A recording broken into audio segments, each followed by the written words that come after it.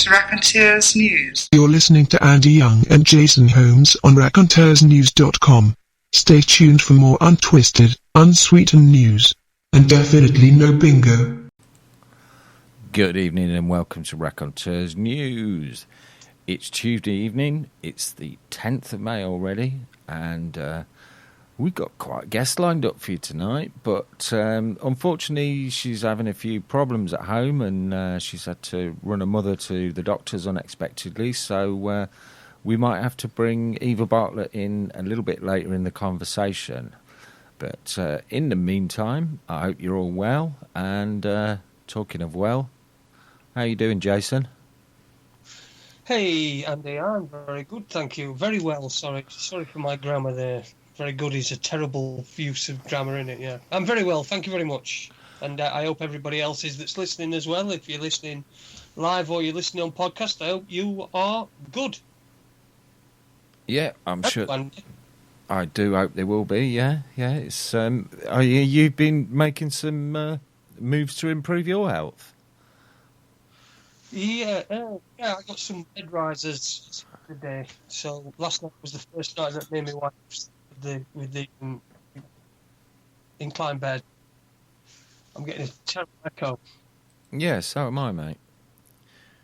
That's very strange. So yeah, what have you been noticing going on in the world this week, then, Jason?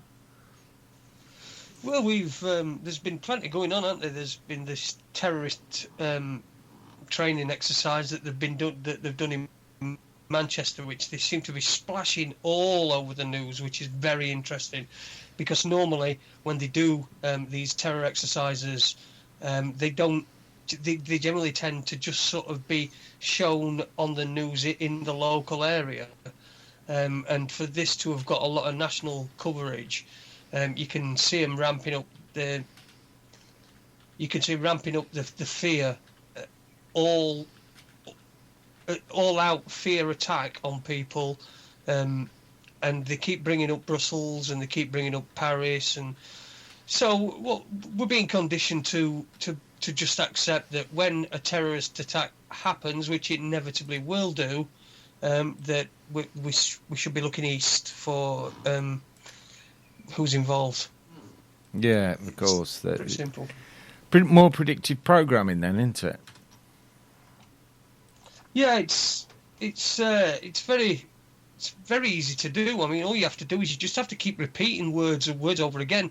I mean, if you think about it, the more something is repeated, the more it travels into your subconscious, and your subconscious doesn't even need an explanation as to what it is.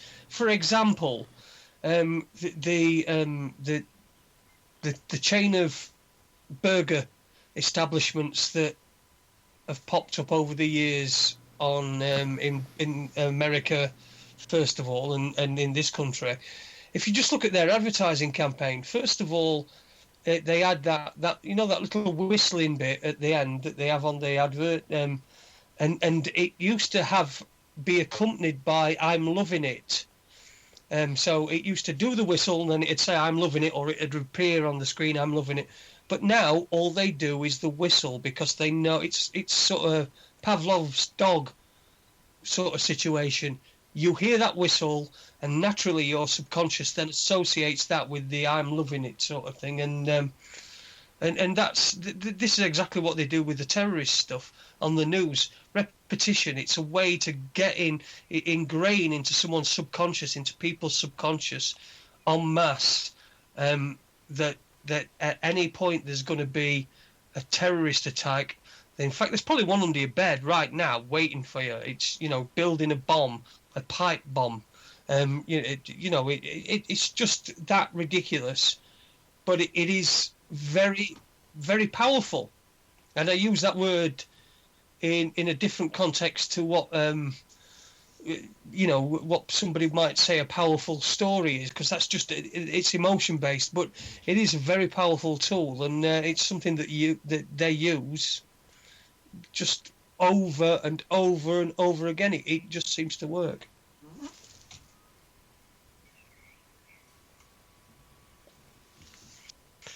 So Sorry, Andy. You appear to have I was gone into the muted, yeah. silent bucket again. Yeah, sorry, I was a little bit distracted there. I was just getting messages from Eva. She's just logging on to Skype now, so she should be with us very shortly. So what I'll probably do Fantastic.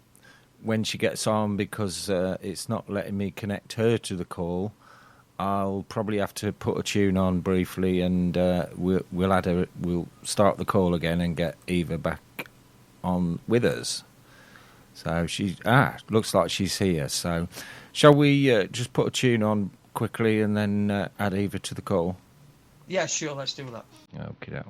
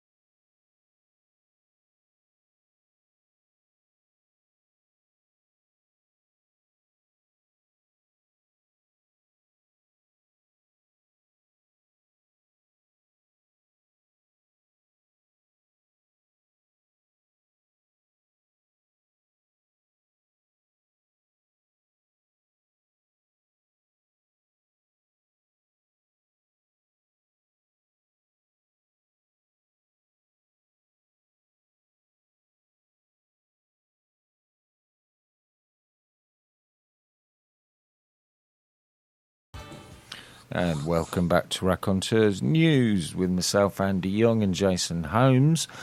Unfortunately, we haven't been able to get connected with Eva just yet. It appears she needs to update her Skype, so hoping she'll be able to do that shortly, and we'll add her to the call as soon as we can. This is quite frustrating because I've been really, really looking forward to this for quite a while now, ever since Luby Lou first lined up Eva to speak to us. Yeah, it is unfortunate, but I'm sure we'll get things sorted out. You're one. I mean, you're not obviously no Tony Hurst, but you're one hell of a tech guy. No, mate, I'm picking it up as I go along. Yes, as Luby Lou says in the chat room, bloody Skype, grrr. Yeah, that's right. Anyway, how did you enjoy the summer? Which is just finished. We had 3 days, didn't we? 6th till 9th of May. Yeah, same as last year, wasn't it? When we went up to Bolton there, we had 3 fine days and a thunderstorm. And that was it for the year. Yeah, it's probably going to be same this time. But I've noticed more and more that people are noticing chemtrails. There's, they're very strange weather patterns, and when you point in the sky and say to people, oh, look, a straight line cloud, they are starting to notice it because it is becoming so bloody obvious now, isn't it? Yeah, well, it's been obvious for quite a while, hasn't it? I mean, it's just that people have not really... people are starting, especially in this country, people are starting to get a little bit sick of us appearing to only have one season, which is a wet, damp, cloudy season, and sometimes it's colder than other times, but it's generally on the chilly side. So yeah, I think people definitely are noticing that it's not, it's not natural for these to be a tic-tac-toe board on the sky. Well, Jimmy's just corrected as he says technically it's not summer yet. Chemtrail tards lol. Yeah, we missed a trick when we had Jimmy on the other night, not getting onto chemtrails, because I know that was something I wanted to hear Jimmy's views on. Yeah. It's it would be interesting to hear Jimmy's views on chemtrails, particularly with his stance on climate change and stuff like that. Again, if all I do is as I see things, I don't know any of the science behind it or anything. So I just notice things that just don't look natural to me. And these trails, whatever they are, whether chemtrails or contrails, which, let's face it, they're not, are they? Not contrails anyway. Not your classic contrails. So whatever they are, I'm happy if someone's got an explanation and can tell me what's going on. Yeah, me too, because it certainly seems to be a bit weird up there in the sky. All this thing about them, particularly the ones that you seem to notice spraying that are out of place and not on a normal flight path at a normal time. Then you look on Flight Radar 24, and they don't exist. So are they actually aeroplanes, drones, or something else? We're made to look like a plane. That's one of the questions I'm interested in. Yeah, it is interesting, and it's an open book. But there needs to be some samples collected from these trails that are left behind, and I think there's a lot of people, quite a few people happening. That are getting microlights and are going up and trying to take samples. In fact, strangely enough, I nearly bought a microlight a couple of weeks ago. That would have been funny. We could have done his own experiment. Raconteurs News live from a chemtrail.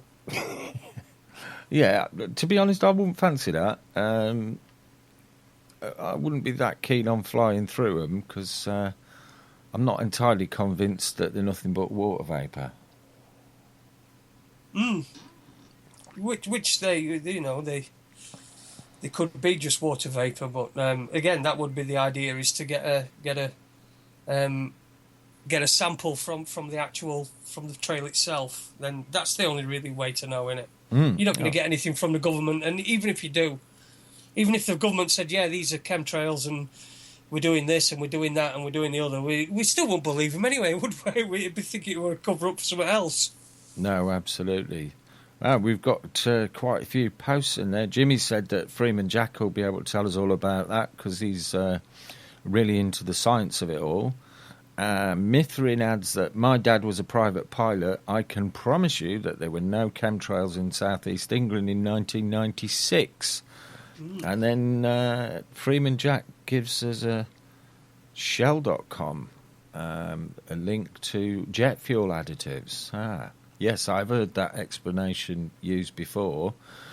But from my experience in the fuel industry, I'm not entirely convinced. I was what you might call one of the lower level plebs, but I was a fuel tanker driver right at the turn of the century and used to deliver quite a bit of aviation fuel, and it was always tested by the lab before we left, and it was tested by the lab wherever the delivery point was, whether it was a civilian airport or a military one, and they wouldn't let you discharge the product into their tanks until it was absolutely confirmed that it was nothing more than paraffin, because that's what jet fuel is. It's just high-grade paraffin.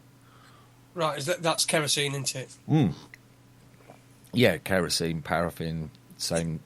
Yeah, I mean, the thing with the chemtrail debate, it's unless you have access, you're not going to aircraft. You're not going to know what should be in there and what shouldn't be in there. You're not going to know what's being put in and where. And I'm not making an argument for chemtrails being bad things for us, but what I'm saying is that you really have no way of knowing. It's one of those things that it's a little bit of a side issue. I mean, it's geoengineering is going on. We know that anyway, with the fracking and all different sorts of things. So perhaps geoengineering is where we should be concentrating on our efforts to get it stopped, rather than specifically chemtrails.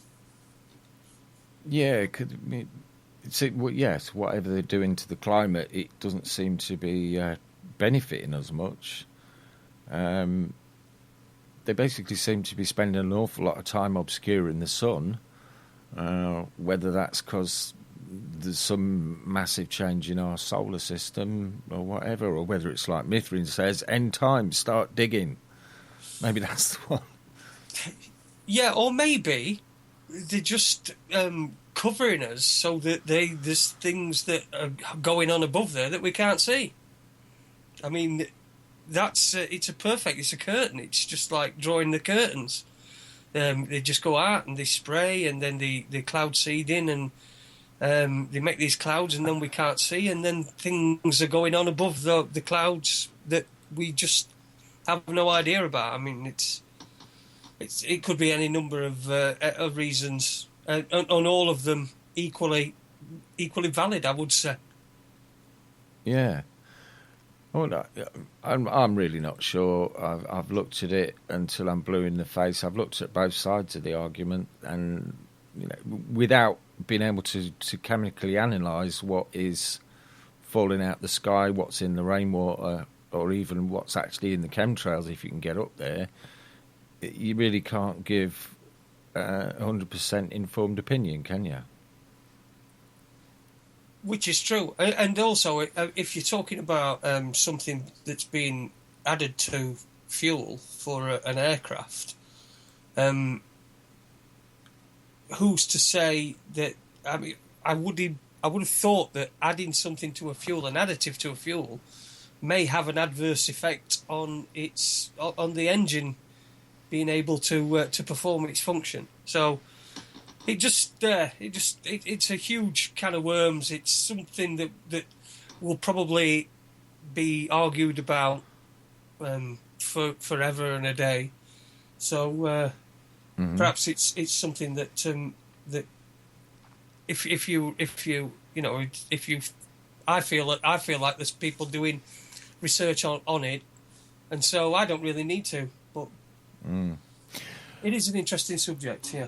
Well, I suppose we can move on from that.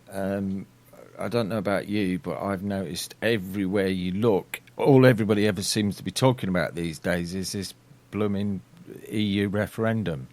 And they're really, really ramping the fear up, What is it? We're going to have a nuclear war if we pull out the EU, and there'll be sanctions against us by the US. And, well, I should imagine Trump will probably bomb us if we pull out. What do you reckon? Yeah, I mean, there's been everything, haven't they? And it is ridiculous. Cameron coming out that we could have World War III if we pull out, and what is going to be next? I mean, what rubbish, what nonsense are they going to put up next? Is it going to be, if we pull out of the EU, Savile will rise again? Jimmy Savile rises from the grave because we pulled out of the EU. I mean, it is ridiculous, but people fall for it.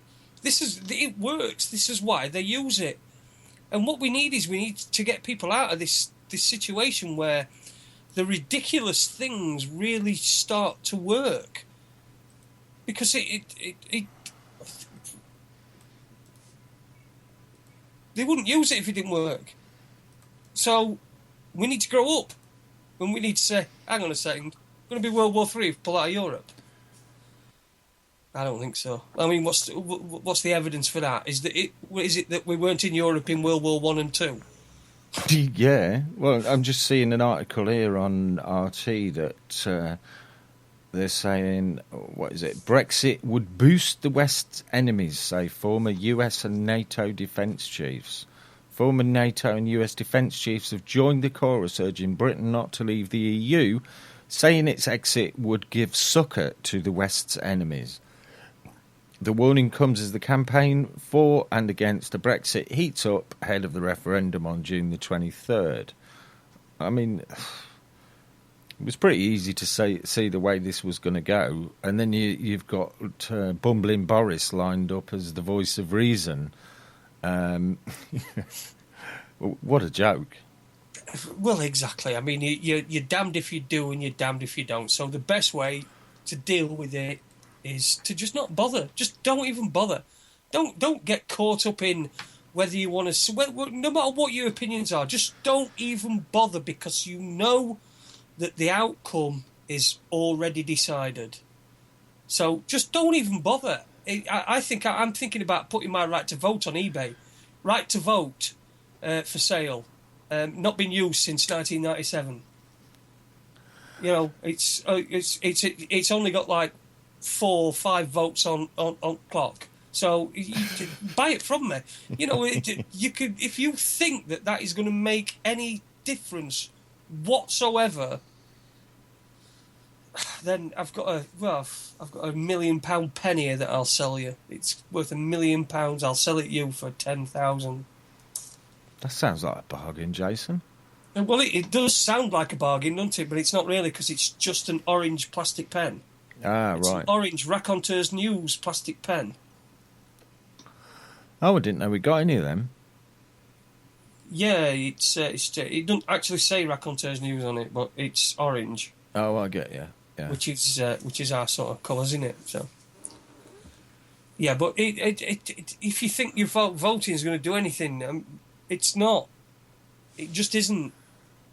You might as the outcome is already. It's already been decided. Yeah. Yeah, it's a bit of a horse and pony show, isn't it? Okay, right. So Eva's updated her Skype. Let's see if we can add her in now. Oh, that's that. This might mean we need to go. Yeah, we'll drop this call and go on to a different one, Jason. Hi, Eva, are you there? There we go. We're trying again now. Hi. Hi, Eva. Wow. Sorry about that. I guess the Skype needed updating. Yes, it did. Yeah, sorry about all that trouble. I know you've had a hectic day. Welcome to Raconteurs News, by the way. Thank you very much. We've had all our listeners in the chat room saying, when's Eva going to be here? And thankfully she's here now.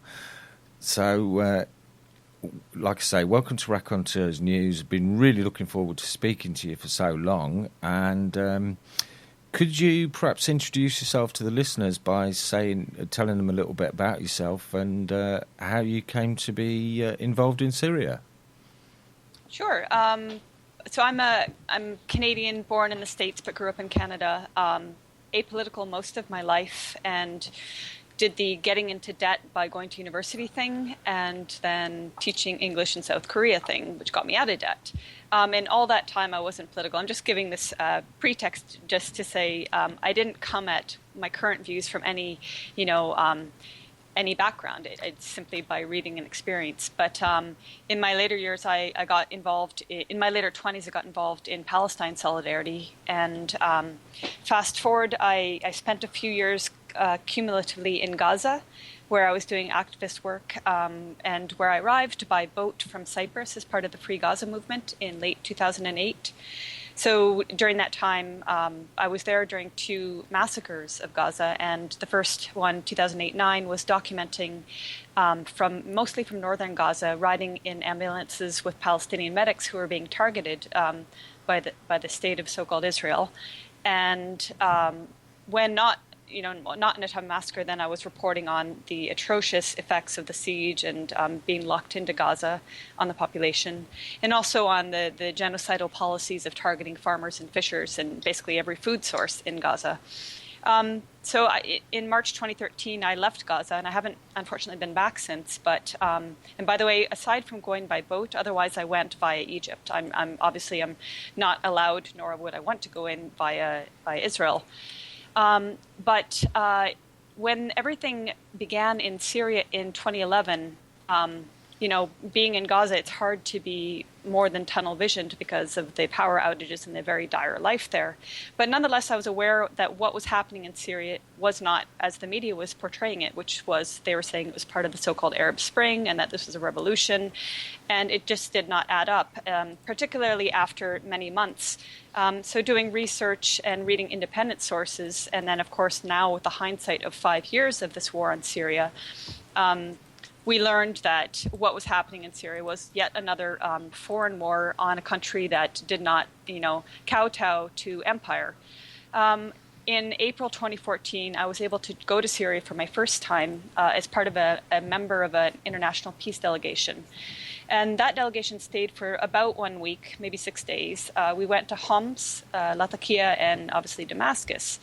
At the time in Homs, it was still occupied by terrorists that the West supports in April 2014. So we were only able to go to a certain area of Homs. I did go 2 months later independently on a journalist visa to the old city of Homs, and we can get into that later if you like.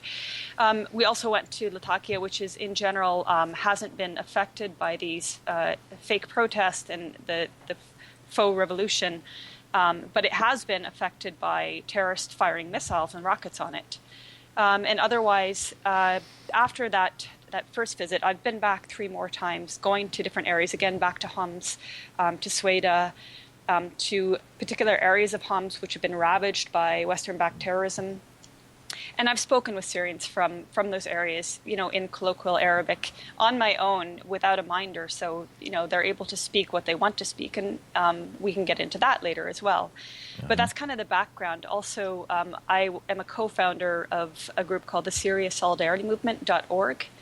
And just a note on that, there is a UK group that was using our name, but they were putting forth the NATO-type narrative of lies and vilification of Syria and, all the awful rhetoric you find on BBC. So that UK group is not our group.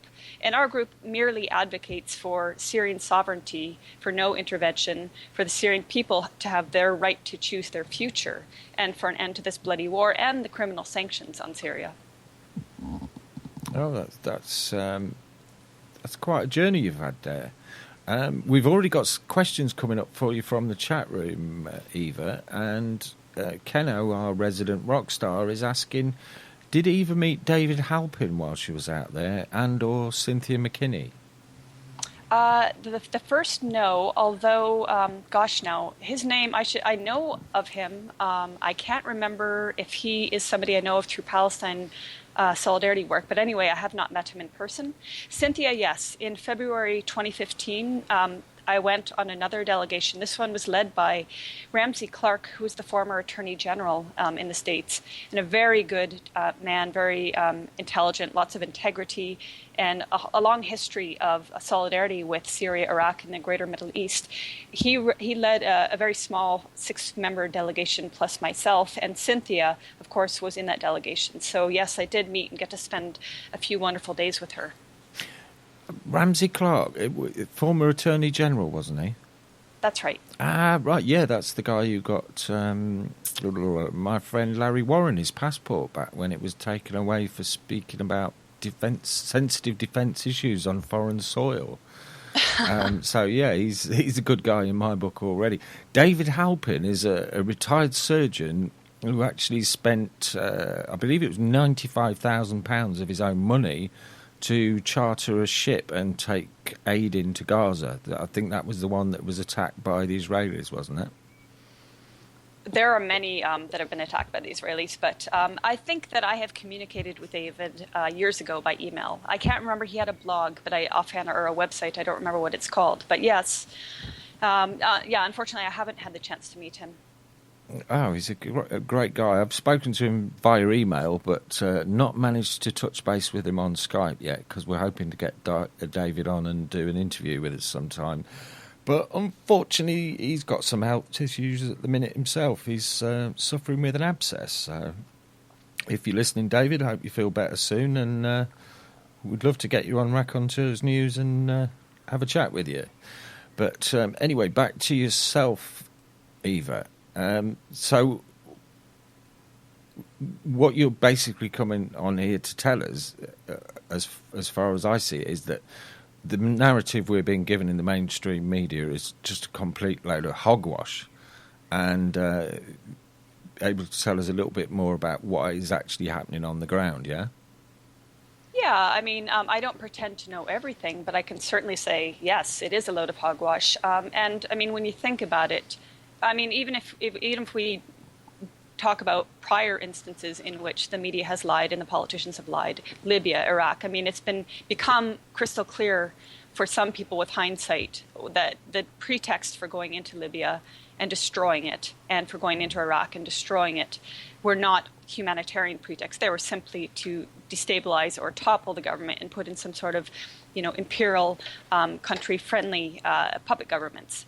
They tried that with Syria, and Syria, in spite of the fact that terrorists from over 90 countries now have flooded into Syria, and the corrupt, filthy,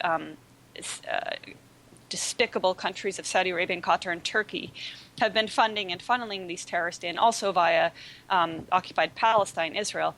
So, I mean, the ridiculous narratives that people still believe until this day are that this was and is a revolution, that there are something called rebels, let alone moderate rebels, and that this is a civil war. I mean, these are all absolutely absurd, even for the, somebody who watches only the 6 o'clock news. By now, 5 years plus on, they must realize it cannot be called a civil war when you have all these foreign fighters in Syria, tearing apart the country. It cannot be called a revolution when Syrian government, from the very beginning of the staged so-called uprising, in which in the very early protests, these so-called nonviolent protesters were calling for the death of Alawis and for Christians to be expelled from Syria, and they were shooting on government forces and police forces and civilians with snipers. I mean, from the very beginning, it's been clear that this has been staged.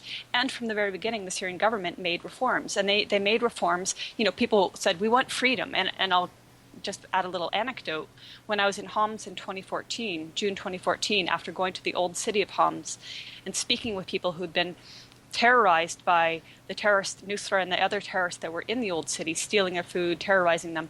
But there was a few families that actually stayed in spite of the fact that these terrorists were here. And they were some of the people that were actually truly starving. When I spoke with them, they also said this was not a revolution. And they told me about Father Franz van der Loot, whose grave I visited, and he was a Dutch priest in his 70s or so who had been in Syria for decades, and who was not pro-government, but he was truthful, and he was saying, look, from the beginning we saw armed people in these protests. And this is totally contrary to what the corporate narrative would have you believe. But yeah, in June, so I spoke to this man, and he had just a very succinct clip. He said, يعني كلمة حرية, the word freedom. You want to talk about freedom? And he said, what is this freedom you're asking for?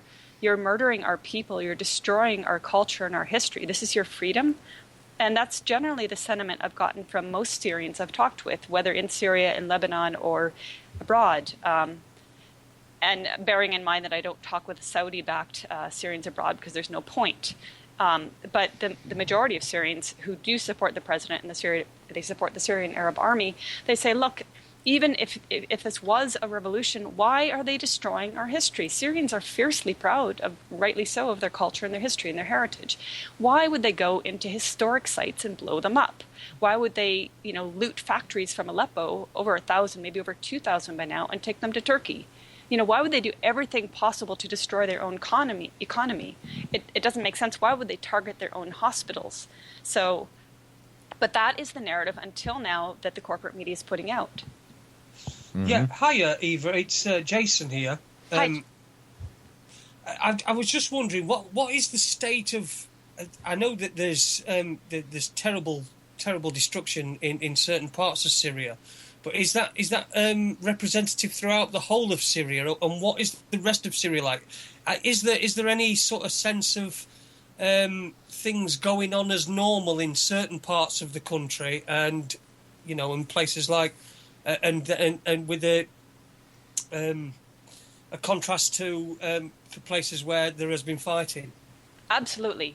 So I mentioned Latakia at the beginning. It's an example of an area that, in general, functions as normal, but the caveat being periodically terrorists will rain missiles and mortars down on the city.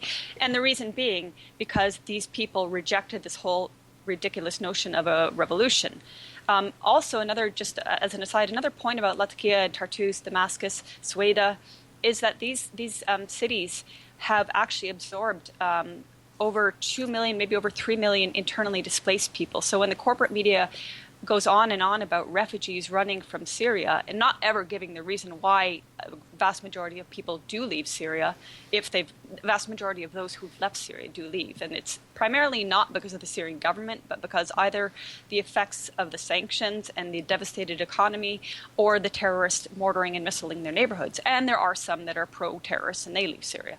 But anyway, so these city centers have absorbed IDPs from places like Aleppo, from places where the terrorists are embedded. And, the corporate media, quote unquote, Assad's killing his people. I mean, he's a busy man if he's able to kill as many as they say, but he's not, obviously. And the fact is these people are leaving from their areas and they're fleeing to government areas where they're actually given shelter and the basic necessities of life. If they were afraid of being tortured or what have you, whatever media myth is put forth, they would not run into the arms of the Syrian government. But yeah, back to life going on as normal. I mean, that's one of the first things I noticed in April 2014 when I went to Damascus and the other areas, but that in general, life was functioning. I mean, yes, Damascus has been affected by the terrorists. I mean, you have the whole district of Yarmouk, which is infested with, it was al-Nusra and allies, and now it's Daesh or ISIS. But there are other areas that, there was some American documentary maker went there, and he was just amazed that Syrians went to restaurants and nightclubs. Well, they're, sophisticated people like anyone. there are power cuts. It makes life more difficult, and there are terrorist mortars raining down from Jobar or Duma. But other than that, life goes on. I mean, there are checkpoints that cars and buses have to go through, but that's for a very good reason. It's for security and to prevent terrorist car bombs. So, yeah, in Damascus, you will find everything you would kind of expect to find in a developed country. But that said, the sanctions have really crippled their economy, and the sanctions are criminal. There's no reason for them other than to put pressure on, they say to put pressure on the government, but it's really affecting the people.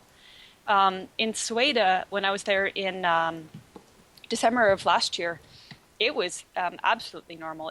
It's one area where, they told me, I've been told that they've largely not been affected. They are fighting off terrorists, Daesh and other terrorists, to keep them out of Sweden.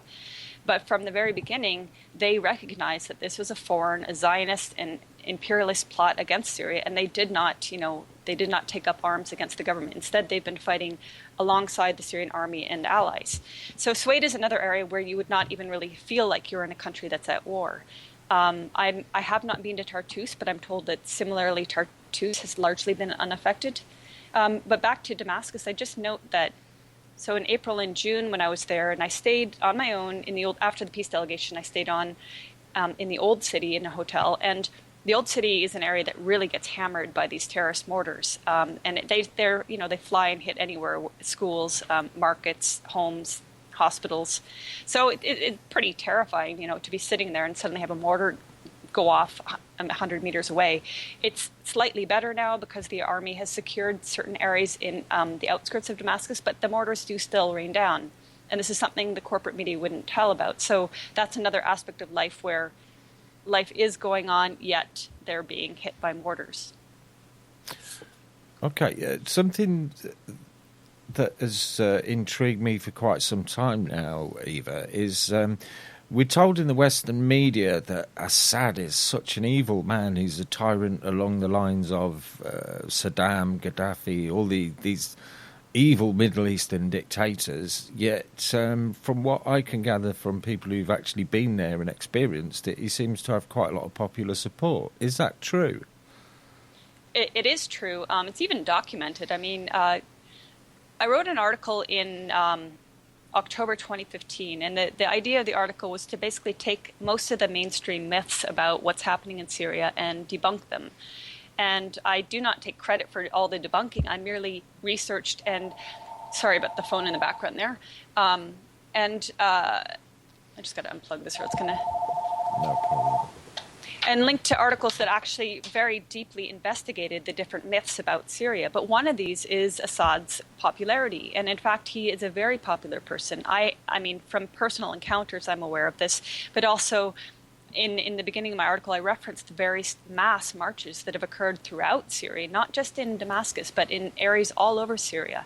In Latakia, that's not in my article because I came across it later, but in Latakia they had like a 14-kilometer long Syrian flag. I mean, it's crazy. It was going from Latakia towards north of Latakia.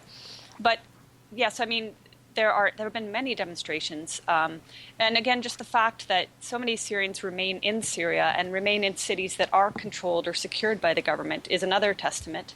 But when you go to Syria and you talk to people, I mean, you find out not only do they like their president, but a lot of them love him. They wear T-shirts and hats, and they have posters with him in various incarnations, wearing sunglasses or in his suit. They're fiercely proud of him. Not everybody, of course, but certainly far, far more than you could say in the West. I mean, no leader I'm aware of in the West has even a fraction of the popularity and support that President Assad does. And there are reasons for this. And again, I refer to this article mainly because I cite people who've really researched these reasons, including Stephen Gowans, who talks about the reforms that the Syrian government made, Professor Tim Anderson, who's really deeply researched into what's happening in Syria, and he has a book called The Dirty War on Syria, available at Global Research. But he also gets into the reasons why Assad is popular. And the main reasons being, I mean, he hasn't actually done, in the eyes of the vast majority of Syrians, he hasn't done anything wrong. They realize that what's happening in Syria is a foreign war, a plot to destabilize and destroy Syria. And they realize that President Assad is not the one that's at fault here. This is not to say that the government is entirely perfect. No government is, no person is. But what we hear in the corporate media is a lot of bollocks, to be honest. And their support for him, they find him to be, he's an educated man, he's mild-mannered, and when he goes out in public, he's mobbed with affection. Like when I was there in December, I was invited to the Joy Choir's concert, and the night before, President Assad and First Lady Assad had gone to visit the choir who was practicing. And I mean, I know what the Western media would say. They'd say, "Oh, this was staged." Okay, if it was staged, you cannot stage the kind of joy and enthusiasm that was shown in the photos and the videos when they popped into the church and the people went crazy. When I went the following night, the church, which probably would have been packed anyway, people were spilling out onto the street trying to get into the church, not necessarily because they wanted to hear the choir, but because they thought maybe President Assad would return. And this is a point that his advisor, Dr. Boutena Shaban, made to me, and she said, that was actually a risk for these people, and that shows their loyalty and how much they do actually like him. And the risk being that church is about 1 kilometer from Jobar, where there's terrorists, and the church itself, the area, had been hit either that day, or that district had been hit either that day or not very long prior to it, had been hit by terrorist mortars. So people know they're taking a risk, but they went there because this is just one more example of the amount of support they have for their president. Mm-hmm. Well, to me, it seems glaringly obvious that Syria is one of the ever-shortening list of countries that doesn't have a Rothschild central bank, and that seems to be the very reason that they're being targeted. Did you get any information about that at all? Well, what I know, I don't know so much about their banking. I do know that they don't, from my knowledge, they don't allow large international corporations to come in and steal their resources and take over, their resources. And they didn't. I don't believe they allowed international banking in Syria. I think it's Syrian controlled, but also they have free education, free healthcare. But in terms of why the government, why the imperialist nations and Zionist and Gulf fat cats would want to wage this war on Syria, I'd say there are many reasons. It involves resources and wanting to run pipelines through Syria. But I think we should also recall that Syria is part of the resistance axis, and it is a strong ally of not only Hezbollah and Iran, but also the Palestinian cause, which is one thing, I just have to say it. I myself am a strong Palestinian advocate, and I advocate for the right of return for 1948 borders and the right to resist by any means.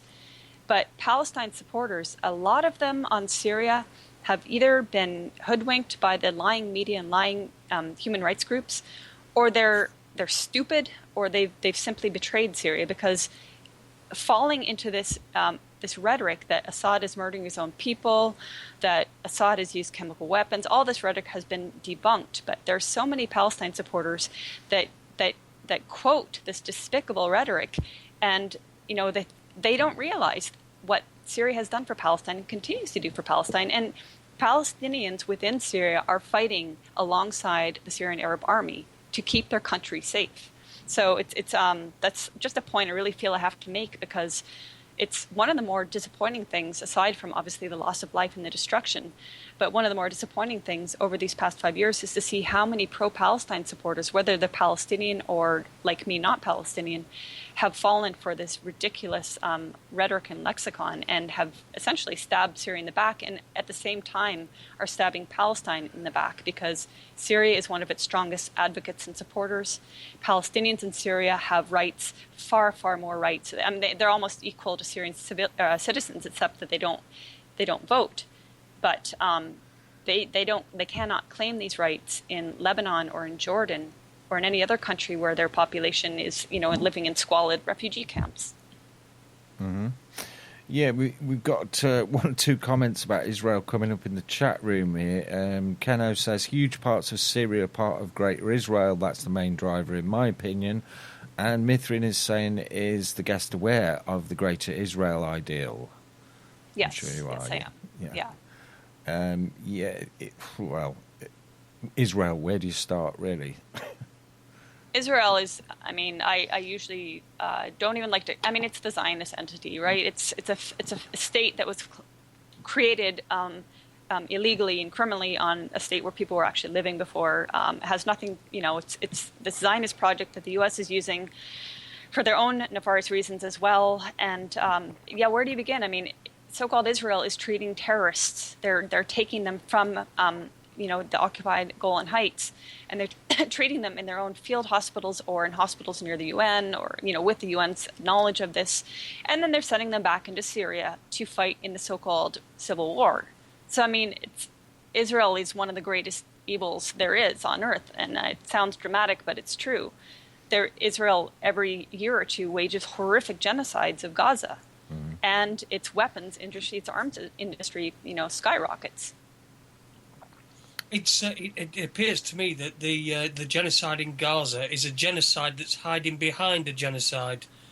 Israel seems to be able to get away with anything because of the perceived suffering they had in the Holocaust. Yeah, and there have been many people who are Holocaust survivors who have spoken out and said, I do not support what Israel is doing, and even said what Israel is doing is far, far worse than anybody, whether they're Jewish or non-Jewish, suffered in the Holocaust. So, but you're right. I mean, they have such massive money influence, power influence in Western nations that they can continue to promote their crying we are being attacked narrative while they are themselves slaughtering, white phosphorus, using white phosphorus on people, starving them. I mean, I used to do presentations on Gaza, and that was one component a lot of people don't realize, is that not only is Gaza under siege, and of course all of Palestine is being attacked, not just Gaza, but since I lived there, I have a bit more personal knowledge. But Israel actually, at one point, I think it was 2010, they calculated, the average number of calories a person needs to exist, not to flourish, not to be healthy, but just to exist.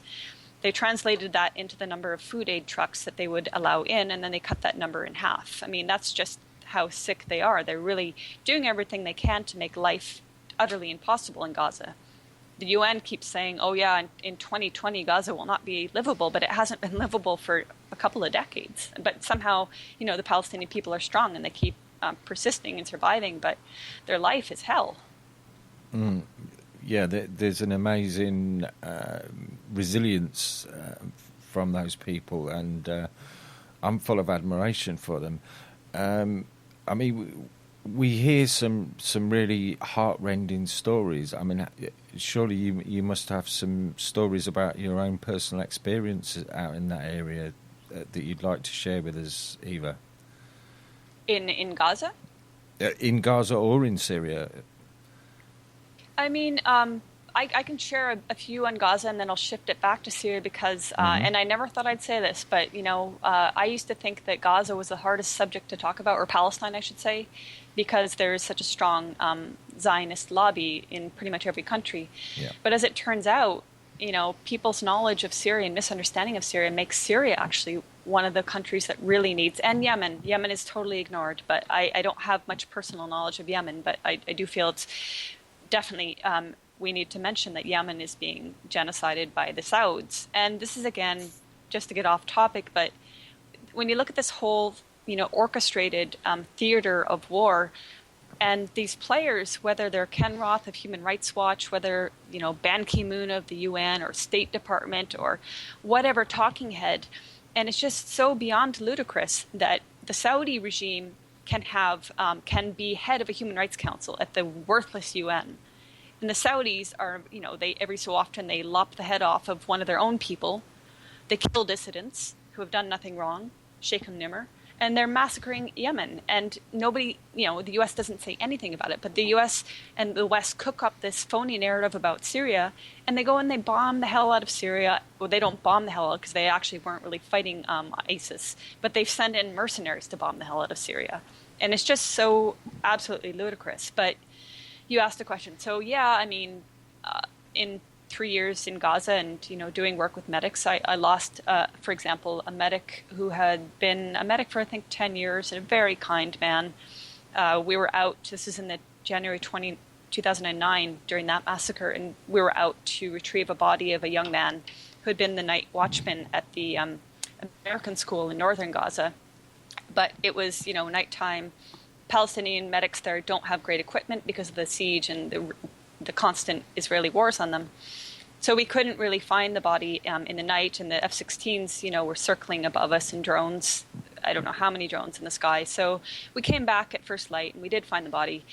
And then I went back to Gaza City to file some reports, because while one aspect of our accompanying medics was to hope that the Israelis wouldn't attack them, as they always do, another aspect was to document what the Western media, there were virtually not that many journalists in Gaza, because Israel had closed the crossings before waging their genocide.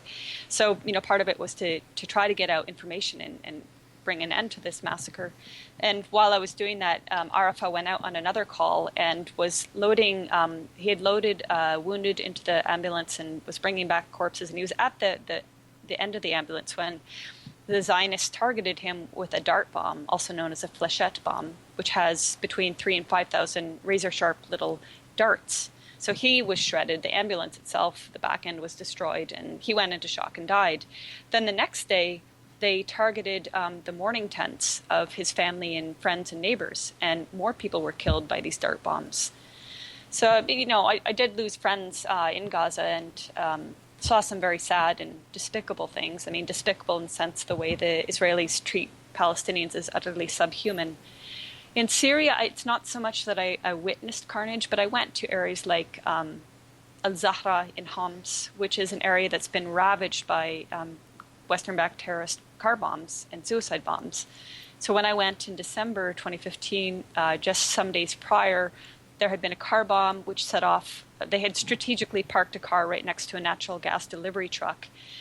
And so it set off a second explosion of that gas delivery truck. And then some hours later, the suicide bomber came back and detonated himself in the midst of people who had come to help, amid the initial bombing. So it was a massive bombing, and it was very sad, to go there and to talk with the people. And they had, I guess there's a parallel there, not just with Palestine, but any place that's been subject to terrorism. You see it, you see both a resilience, but a terrible fatigue and emotion that you can't describe in their face. But again, just like as I've experienced in Palestine, they were very welcoming, and they also requested that I would please just tell the truth about what was happening there. And actually, I think for this program, you chose a photo, and that photo actually is from that district, Al-Zahra. And the young man, in the photo that I'm with, he was one of the defenders of the Querres airport, and his friend Allah was actually inside the Querres airport. So he was one of the soldiers that was besieged. And Allah's mother was killed in this triple bombing in December. So there are a lot of sad stories, and it gets more sad when you know that, I left, and then there have been 3 or 4 more different instances where they've pulled off car and suicide bombings. So in the same neighborhoods. And what makes it more painful, I have to say, is the way the media portrays this, because they give very little coverage to it. If they do cover it at all, they make it seem like it was justified and that these lives are worthless.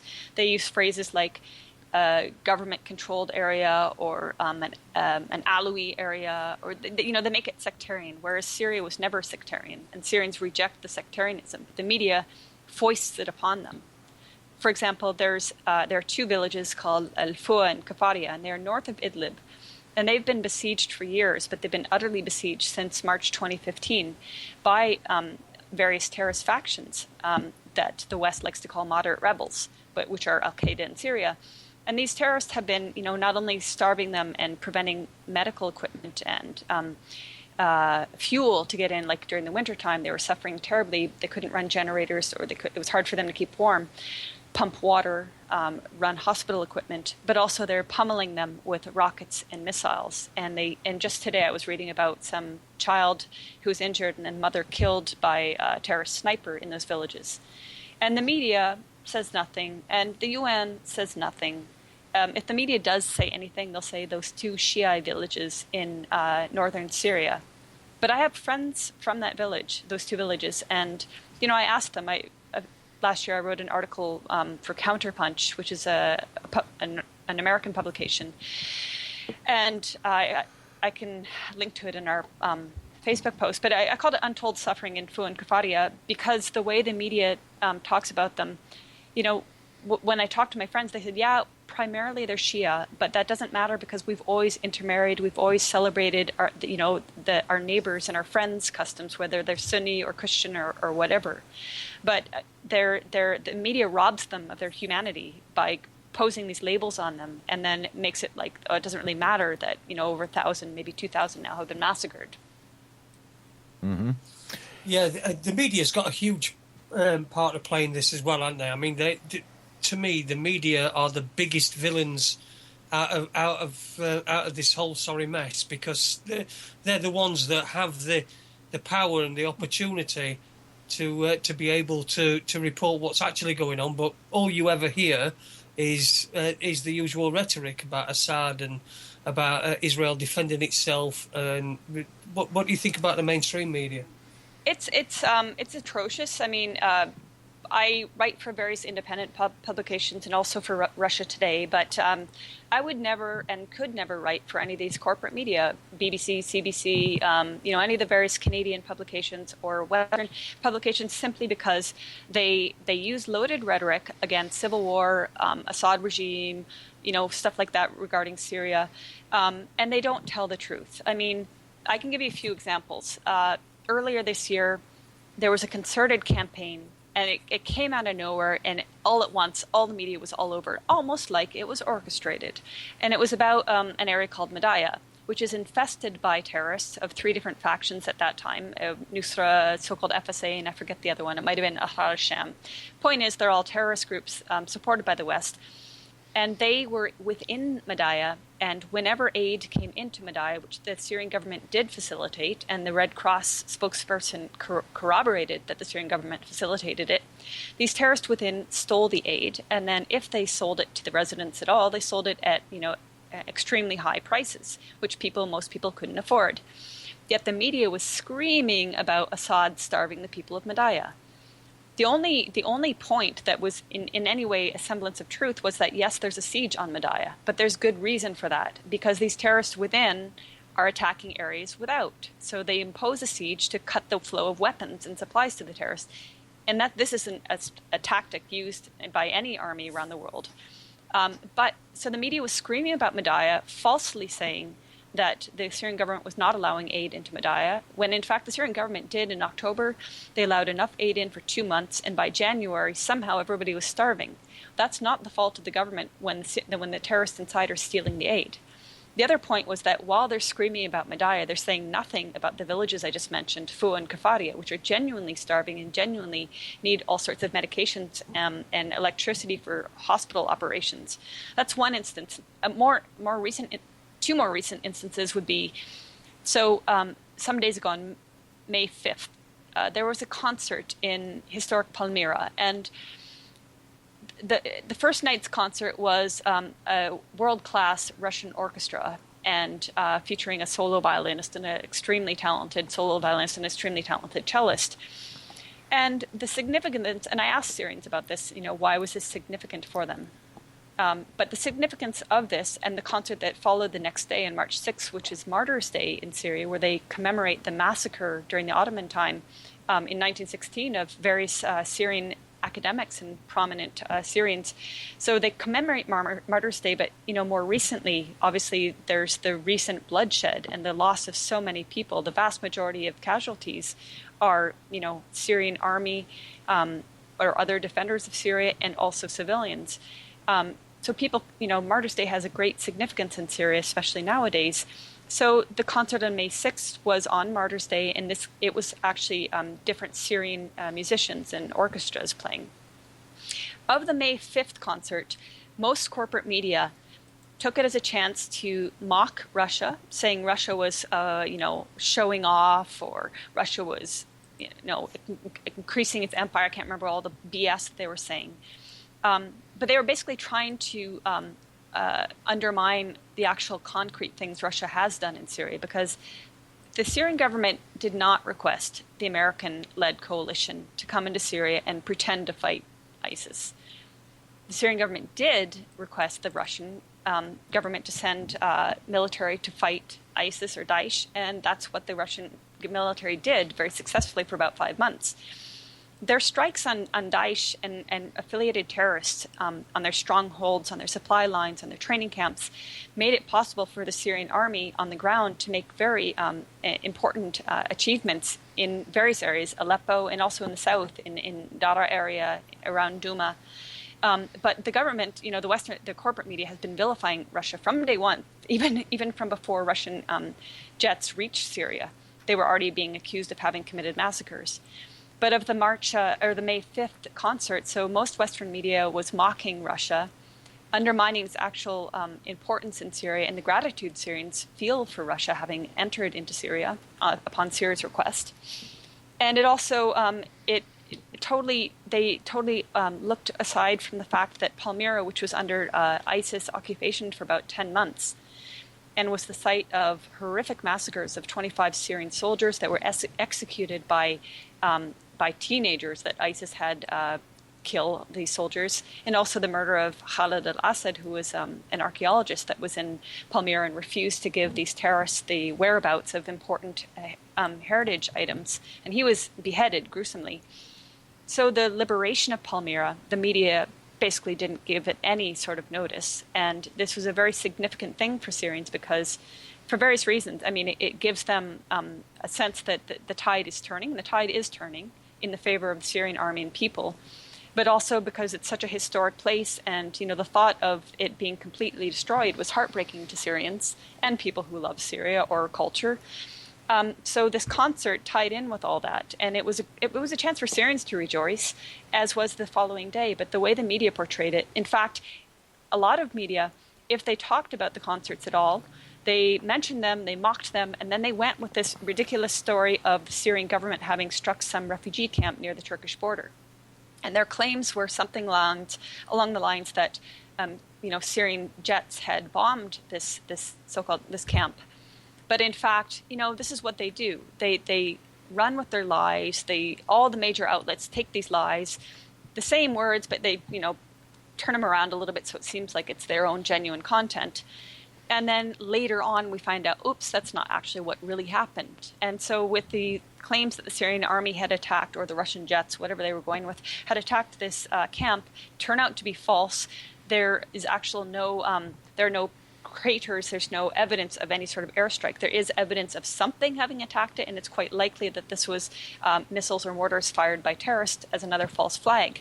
But anyway, by inserting these dramatic headlines or this text into articles about the concerts, it totally took away from this symbolic and significance, in the symbolic importance and the significance of these concerts. But I think a more serious incident of these media lies is right now. In Aleppo right now, since around April 23rd, various terrorist factions, Nusra, other terrorist factions affiliated with Nusra, have been hammering Aleppo with missiles, mortars, and primarily with these gas canisters, which they've crafted into explosives. And they fire them from hell cannons. And they're raining down on Aleppo. And Aleppo is about 1.5 million people in the government-secured area.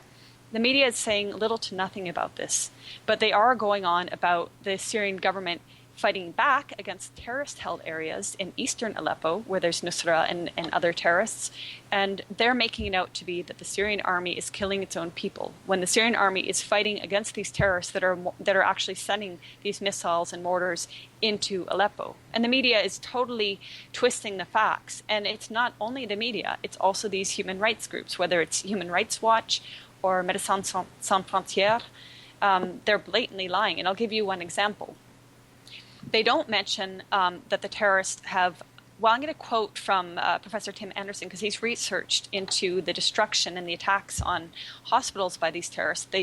He points out that between 2011 and 2013, they've attacked 67 of 94 national hospitals. So that's 2/3 of hospitals.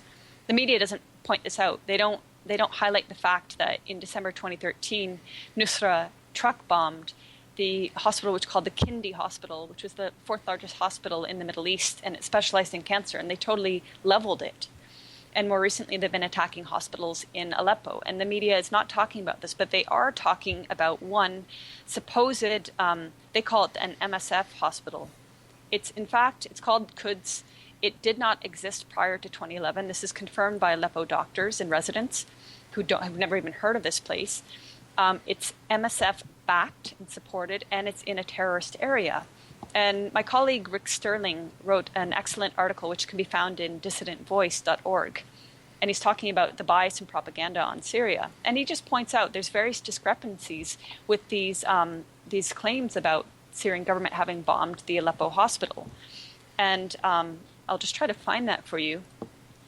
But the point is, I can also cite from Tim's Professor Anderson's the Aleppo Hospital smokescreen, and he basically says that and this is something that's well known if you actually look into it, that the Médecins Sans Frontières (MSF) are only found in terrorist areas. They're supporting terrorists, treating terrorists, and their hospitals are not registered.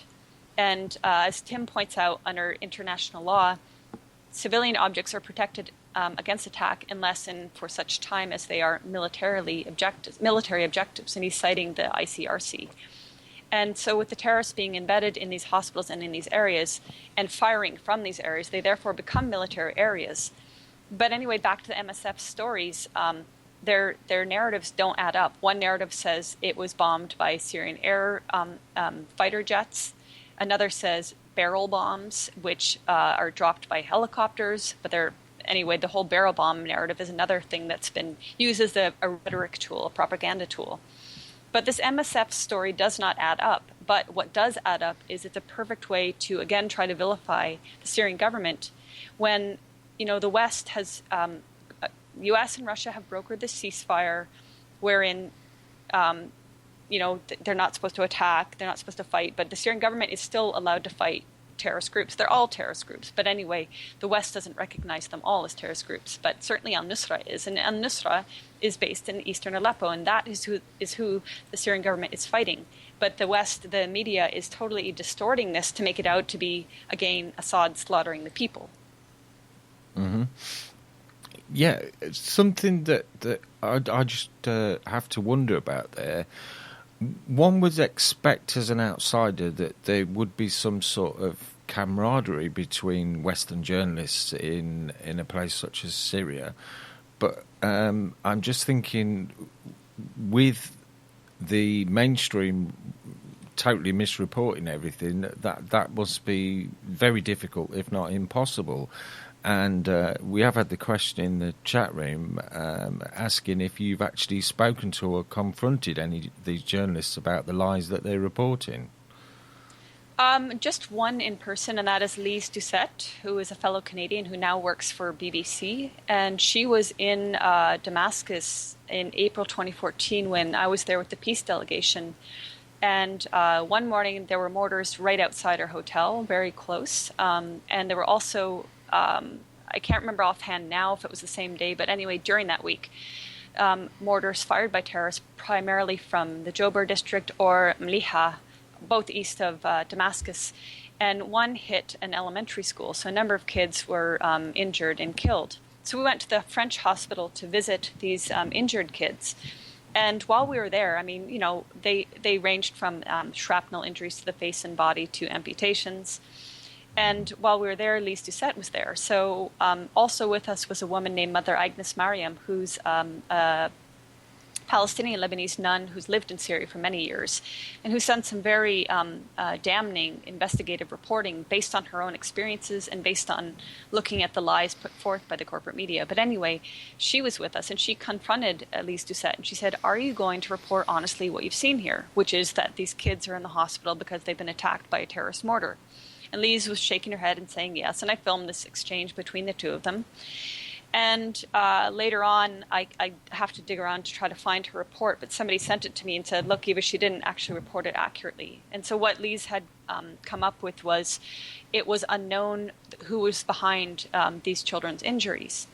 But I'm not a weapons expert, but I did talk to people, Syrian soldiers and a Syrian soldier who knows about explosives. That was actually what he was trained in. And he said, you can tell from the size of the tail of the mortar, you can tell from the point of impact. There's various factors that determine from where the mortar came, what the distance it could have flown was. the maximum distance. And so where it had to have come from. And he said this mortar had to have come from a terrorist area. And that's something that Lise, as a seasoned journalist, could and should have done, but she chose not to for, I think, quite obvious reasons. Yes, that's very sad. It must make you absolutely furious as well when you see such lies being reported. But what we normally do around this time, Eva, is we have a little music break, play a little tune while we just grab a drink of water or freshen up as we need to. And if that's okay with you, we'll just play a little tune and be back in a few minutes. That sounds fine. That's great. Okay. Cool. And I'm not playing bingo, by the way, everybody in the chat room. Thank you very much.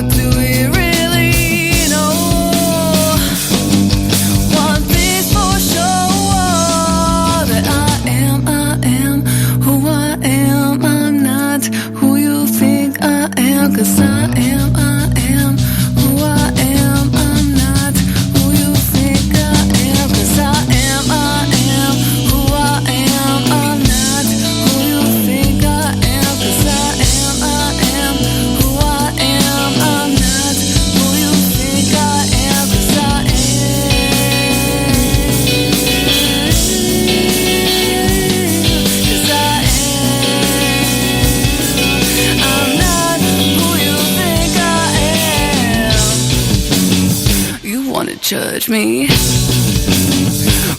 rate me, fuck up my self-esteem. Well, I don't think so. You wanna judge me, rate me, fuck up my self-esteem. Well, I don't think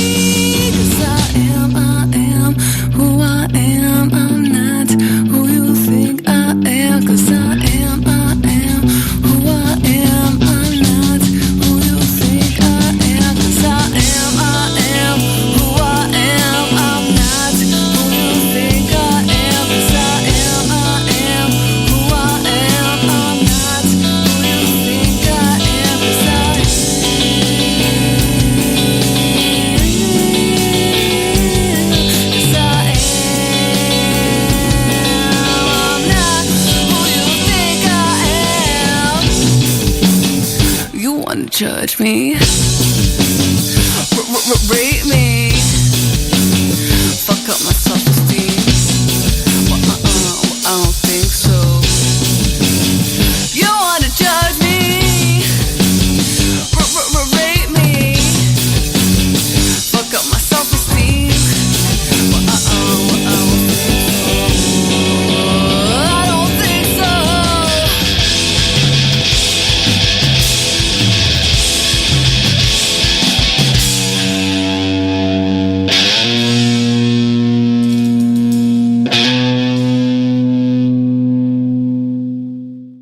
listening to RaconteursNews.com.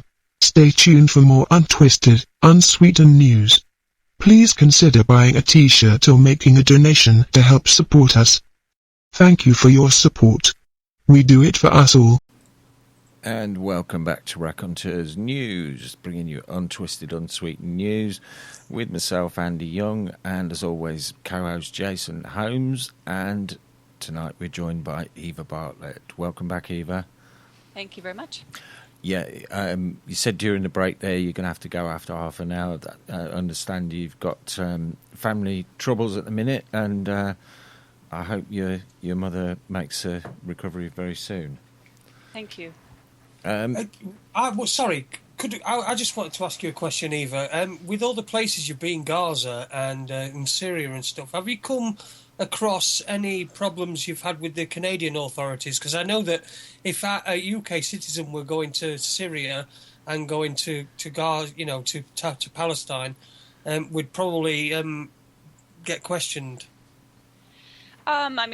Surprised. I kind of expected I would. I have not. They ask me questions. Where were you? What were you doing there? And I answer them. I was there in a peace delegation. I was there as a journalist. But I haven't had problems. Not sure the reason why, but good. But again, I'm going the legal route. I apply for a visa. The government grants me a visa, and I go and I report what I see. So, my government is criminally part of this war on Syria. But that doesn't mean they have the right to stop me from going. They've closed the Syrian embassy, which means that Syrians can't, vote here. But we can get into that in a moment. But yeah, thankfully not had any problems. Although I will say colleagues of mine have been visited, not with respect to Syria, but with respect to one of his visits to Iran. He was visited by Canadian intelligence, and he basically just told them they had no reason to be there and to get lost. Oh, that's excellent. I love the Canadian spirit. We've had fellow Canadian Rick Simpson on a couple of times on Raconteurs News, and he certainly doesn't stand any crap from anybody, Rick, and he puts officials in their place when it needs to be done, and it's quite disturbing to see that you're actually having some serious issues over in Canada at the minute with these fires. Is that anywhere near where you are? No, that's on the West Coast. Ah, okay. I know I've got a friend in Nova Scotia, and he said they've been inundated with people who are fleeing from the fires there. So it's oh, really? I haven't quite heard of worrying those. over there, yeah. Oh, dear. Yeah, my head is usually in affairs over in the Middle East. Mm-hmm. Yeah, the massive forest fires, and they're in grave danger of getting into the tar sands area, which, if they got into there, it looks like they'd just carry on burning forevermore.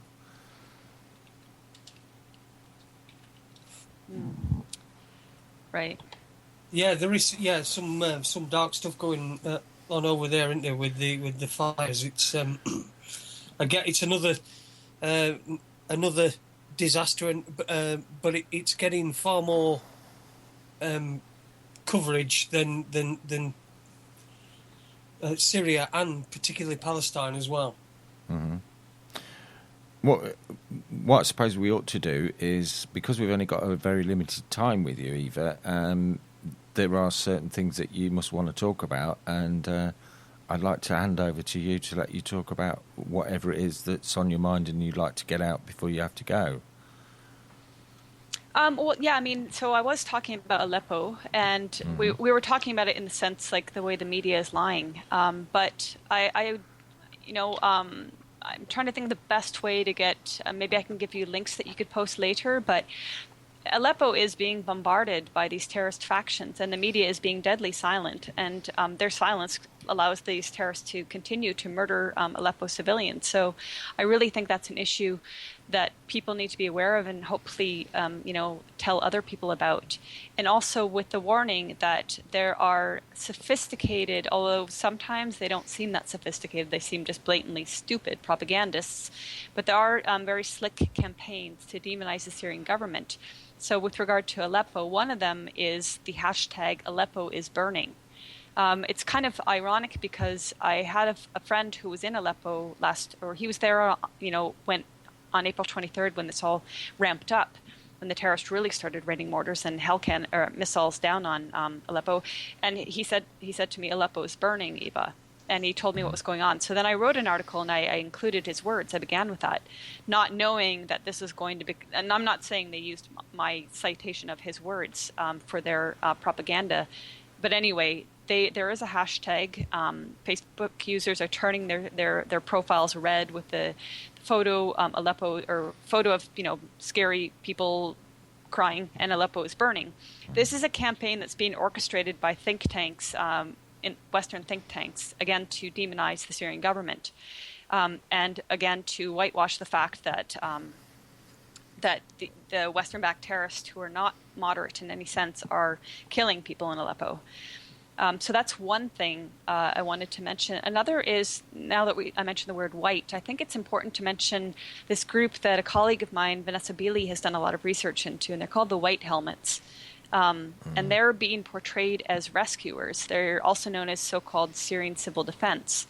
These are people that have been trained by foreign people with military backgrounds. They're being trained, and they're serving in terrorist-held areas like Nusra areas. But the thing about their campaign is that they portray themselves as rescuers. They have also the same kind of slick media campaigns. They put forth these claims: the Syrian government is massacring us.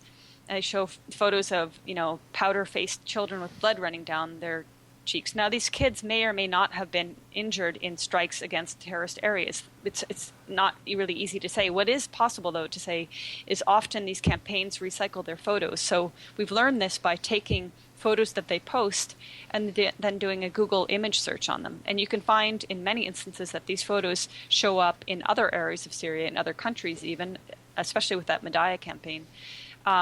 And that these photos are being used for their propaganda. So if any listeners come across a group called White Helmets and various affiliated groups, know that these are propagandists that are affiliated with George Soros, that are affiliated with the U.S. State Department, and all the nefarious think tanks that are always involved in color revolutions and in war propaganda. And I do have an excellent link I would recommend. Well, I have a few. Oops, there's a bit of feedback there.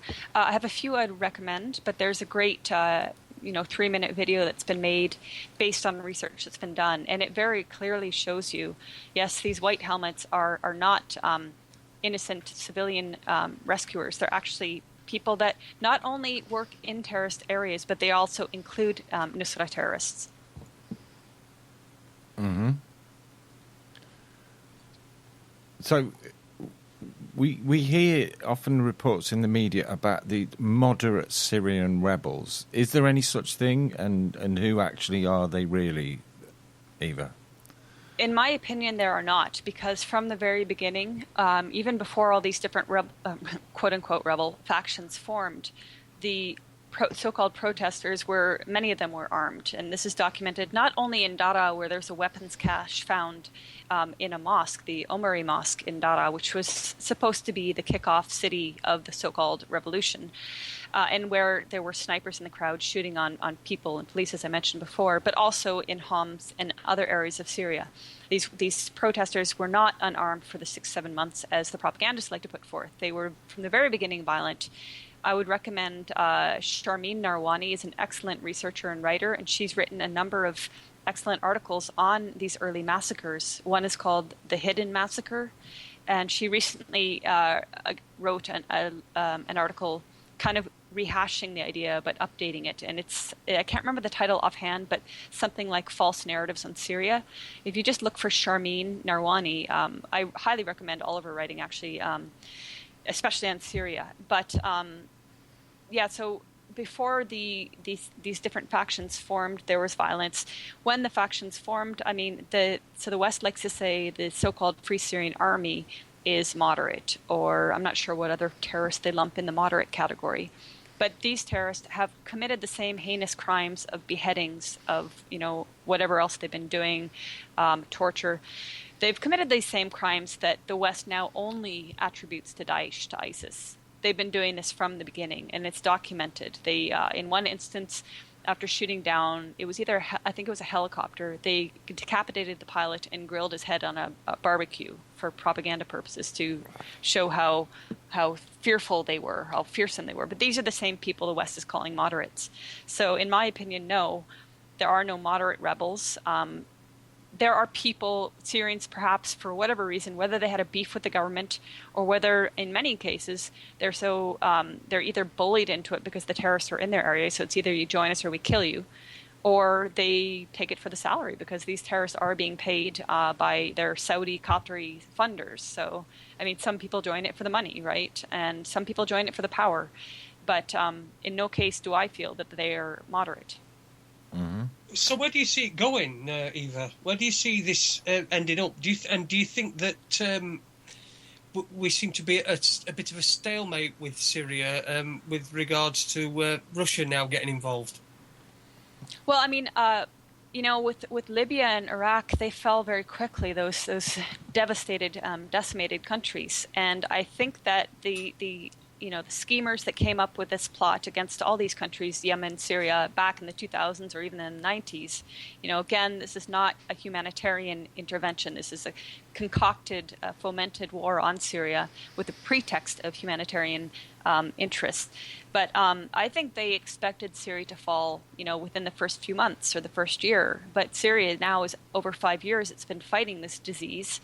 And it's given a lot of its people, a lot of its defenders, whether they're Syrian army, civil defense, or various affiliated defenders of Syria, and civilians, and of course, other fighters have been killed, and civilians have been killed in crossfire or in terrorist areas. It's true, but that's a product of a war, and it's not a war Syria asked for.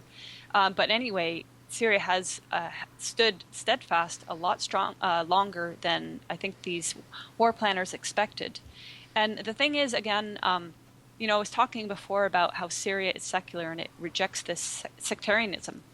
This sectarianism is coming from Saudi Arabia and Qatar. You have channels where it's 24/7 hate speech and talking about killing Alawis and talking about grinding them into dog or hamburger meat or whatever they say. It's disgusting. The vile sectarianism comes from these Gulf states, from the Wahhabis, from the Muslim Brotherhood, but it's not inherent to Syria. And the thing is, because Syria has been so secular and its fabric of faith and culture has been so tightly interwoven, there have been people that have turned on each other, but by and large, people have stood with their army and with their country. And I think this is one of the factors that contributes to them not having fallen. And one of the things Western media says about the Syrian army, they say it's Assad's forces. They call it the Alawi army. That's rubbish. It is the Syrian army that the Syrian people actually support, and it comprises all faiths. If there is any predominance of Alawis, it's because historically Alawis have been the poor segment of society, and this was the work they could do. But that does not make it the Alawi army. And I've met many, especially you go to Malula, and I met the former priest there, and he became a soldier. He became civil defense when Nusra and other terrorists occupied Malula for it was 8 months. In late 2013, it was liberated in, I think, April 2014, and I was there in June. And I talked with the priest, and he took up arms to defend his area. And this is common throughout Syria, people taking up arms, whether they're locals finding arms to defend themselves, or whether they go to the government and they become part of the Syrian civil defense, or Syrian national defense forces. But I think that the West didn't expect people to be so resilient. The West and Israel and Saudi and all the evil players, and I believe that they're going to try to do more damage to Syria. They're going to try to devastate it more. But they won't be successful, in my opinion, in toppling President Assad because the people don't want him to be toppled. They've shown this time and again. And Syria has strong allies that don't want to see Syria decimated as Libya was or as Iraq was. But I think there will be, unfortunately, more suffering. I don't know. Nobody can predict for how long. But the Syrian army is making advances, and its allies. And I think eventually the West realizes they're not going to succeed, so they've got to find some way to exit. And their way of exiting might be to inflict more damage and then find some other war to create. I don't know, but I don't believe they'll continue for that much longer. Mm-hmm. Well, let's hope not, eh? Let's hope not. It certainly sounds a horrific state of affairs over there in Syria. I mean, something I've got from speaking to people who've lived out in the Middle East and indeed to people who are native from that area is that they seem to view their leaders very differently. They want a very strong leader, and someone like Saddam or Gaddafi, even though if you went against them, you'd probably end up with your head on the chopping block. They were quite popular because of their strength. Is it a similar situation there with Assad? Sorry, what is the question about Assad? The fact that, yes, if you oppose Assad, you might find yourself in a great deal of hot water, but he's popular because of his strength. I would agree with the latter part, not necessarily the former. I mean, I'm not saying any government is 100% angelic, but I think the way President Assad has been portrayed, I mean, obviously there's a reason he's been portrayed as an evil dictator, villain character. It's because to wage their war on Syria, they need public opinion to support it, and they need to demonize the government. Most people say President Assad is very kind and gentle and soft. As far as what would happen if you go against him or the government, I can't personally say. But what I can say, which I think is testament to the government, is that even during this time of war, there is a reconciliation ministry. I met the minister. He's actually not even of the Ba'ath Party. He's with the SSNP, which is one of the oldest, or if not the oldest, opposition parties in Syria. And I interviewed him in June 2014, and he told me about this reconciliation ministry, which the West obviously just mocks because they just say, oh, it's all a pretext. But and since then I've been following news, and every so often I see more news about fighters in Dara, fighters in Holmes, fighters here, fighters there, laying down their weapons and entering into reconciliation agreements, which basically means they can go back to their own lives. And they have the assurance of the government that they're not going to be detained if they do not take up arms against the government. And I think that's obviously, it's fair. And I can't even actually imagine this happening in the States. I think people would be locked away for quite some time. So the reconciliation ministry and efforts, I think, speak to this notion like you can't talk against the government. What the government has issue with, and any government would have issue with, is people taking up weapons against it or against the people. And then the latter part of your question, or your statement, was support for him, I think? Mm-hmm. Yeah. So, again, the overriding message I've gotten when I've gone there 4 times, speaking colloquial Arabic with people, is we want Syria to go back to how it was. Before this all started, we had safety. Syria was one of the safest countries in the world. We could walk alone at 2 a.m., and I can't say that here in Canada. I couldn't walk alone in some cities at 2 a.m. without fear of being robbed or raped or whatever, but in Syria it was that safe. And of course, the free healthcare and free education. So there were political things perhaps that people didn't get involved with. I don't know those ins and outs, but by and large people say, we want it back to how it was. We were happy then. Our country is being destroyed, but we're going to stand with it, even if we have to die. And I hope that's not the case. But in terms of like Syria's history, most commentators and most media leave out, the 6 decades preceding now, and the various attempts at coup d'etat the CIA tried in Syria. And it wasn't until Assad came into power, and yes, it was, you could call it a dictatorship, it brought Syria stability. It stopped these coup d'etats. It stopped foreign powers from getting their fingers into Syria. The Muslim Brotherhood is one of the, aside from the recent, insurgents of Wahhabi type mentality, mercenaries and death squads in Syria, the Muslim Brotherhood tried to stir up things in the 80s, and there's a reason you need strict security at times. And I mean, you look at all the different coups d'etats the West has performed around the world. So, I mean, some countries realize they have a need for security and a need to keep out foreign entities like big bankers or certain corporations. What's next for you, Eva? What you working on at the moment, and what are your plans for the future?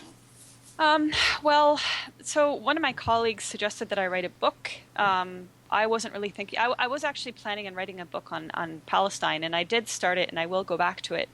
But he said that I should write one on Syria, and his point being that I've been there, the 4 times. I've traveled as much as possible. Like, I would like to go to Aleppo. I'd like to talk with people and get their take on what's going on. But, I have been to Homs before and after liberation. I've been to Malula after liberation. I've talked to people in ravaged areas, and I've collected a lot of people's narratives and their own words, not words of Western think tanks. And when you look at a number of books that have been written in recent years by Western commentators, they're atrocious. They either have spent very little time in Syria, or they've snuck into Syria via Turkey and been embedded with terrorists who they call rebels, or they've just not been to Syria, period. And the thing that is sorely lacking is Syrian voices. So I'd like to write a book that has very little of my voice in it, but has a lot of Syrian voices to give their narratives, especially from some of the areas that the West has propagandized about so much. So Homs was supposedly the capital of the revolution, but when you go there and you talk to people, the majority of people in Homs said this wasn't a revolution and we didn't want these terrorists here. And if I can get to Aleppo, they would be saying, our problem is not the government, our problem is the terrorists. So I think a book with narratives of the Syrians talking themselves, and I'm just transmitting their voices, could be a very effective anti-propaganda tool. So that's what I'm going to be working on in the near future. That's excellent. Fantastic. I know you said you'd have to go shortly, so Eva. So have you got any links to your work that you'd like to give out so that we can get our listeners to go over and take a look at it? And also we'll put those links in the podcast page on the website, so they'll all go around with that. Yeah, I do. I'm going to I can post them, if you like, on the link that you shared on my wall on Facebook. Yeah, but sure. I have I tried to what's the word I'm looking for? My brain's slowing down. I tried to put all my writings on and from Syria, at least not every single blog post, but all the published writings on one page. I collated them on one page, along with, which might be interesting for viewers or listeners, short video clips I've done from Syria. So again, it's Syrians speaking their truth, Mm-hmm. So these are all collated on one page, which I will put on the Facebook post.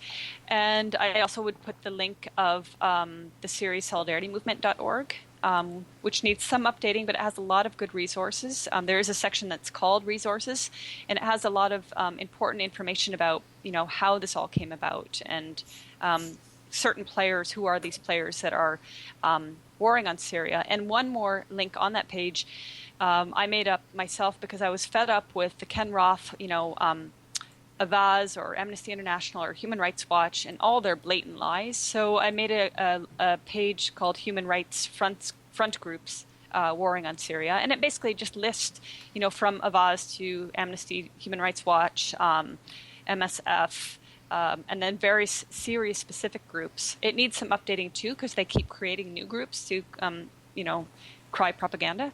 But I think it's an important resource because aside from lying media and lying politicians, people get duped by human rights groups because these are supposed to be independent and concerned with human rights. But when you look at these groups, they're never, not the major ones, they're not independent. They're tied to the State Department or to George Soros or various think tanks.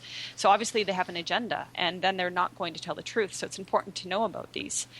And then I would also, I haven't had the chance to purchase and read the book myself, but I have a ton of respect for Professor Tim Anderson because he's an academic. He's very well researched. He's visited Syria a number of times. And I would highly recommend, just based on his articles that I have read, that people download his book, The Dirty War on Syria, which can be found at globalresearch.ca. And I could put that also on the Facebook page. That's great. Thanks, Eva. Yeah, you're welcome. It's been absolutely fascinating to talk to you, and thank you very much for joining us on what sounds like been a quite chaotic day for yourself. Sorry we got the time messed up at the beginning, but we got there in the end. And No problem. I do hope that you'll be able to come back and join us sometime in the not far distant future. Great. I mean, if I do return to Syria, we can see what we can do about doing maybe a shorter show due to internet and electricity shortages. But perhaps we could have a chat from Syria. That would be great, yeah, to actually speak to someone there on the ground. Mm-hmm. Yeah, well, so we can keep in touch on that. I'll let you know. That's great. Thank you very much, Eva. Yeah, thank you, Eva. It's been fantastic talking to you. Brilliant guest. Well, thanks very much for having me on here, and I will add those links to the post. I think you, Andy, shared on my wall. Yes, you did. Yeah. And thanks a lot for inviting me. I'm always happy, that people want to talk about these things, because it's very difficult to talk with the average person about some of these very serious issues. Well, that's the kind of thing we cover, and it's always great to talk to someone who's got first-hand experience, rather than just, my opinion kind of thing. Exactly. And there's a lot of praise coming from the chat room there, and everybody's really impressed with the information you've brought us. Thanks so much, Eva. Well, thank you. On that link that I'm just going to post on my wall now, I also, you've already heard me waffle on now, but anyway, I do have another link to different interviews I've done in Syria where perhaps we discussed different information than we did today, so that might be of interest to people. Yep, sure. I'll share all those links. Thank you very much, Eva. Great. Thank you. Thank you very much. Cheers, Eva. Enjoy Cheers, the rest of your day. Thanks very much. Bye-bye. Bye-bye. Wow, what a great guest, Jason. Are you there still, Jason?